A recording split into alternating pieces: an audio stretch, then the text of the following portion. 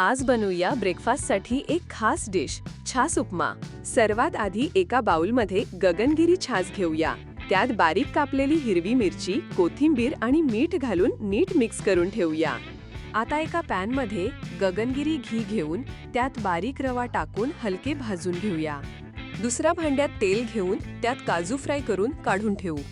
उरलेल्या तेलात उडीद डाळ, चणा डाळ, मोहरी, जिरे आणि कढीपत्ता घालून फोडणी देऊया। त्यात बारीक चिरलेला कांदा घालून परतू। नंतर त्यात हिरवे वाटाणे व बारीक चिरलेले टोमॅटो घालून छान परतून घेऊया। यानंतर त्यात भाजलेला रवा घालून मिक्स करूया। वरून चवीप्रमाणे मीठ घालूया। आता आधी तयार केलेले छासचे पाणी त्यात घालून नीट मिक्स करूया आणि एक वाफ काढून घेऊया। शेवटी वरून तळलेले काजू घालून गार्निश करूया। आणि असा हा स्वादिष्ट व पौष्टिक छास उपमा गरमागरम ब्रेकफास्टमध्ये एन्जॉय करूया।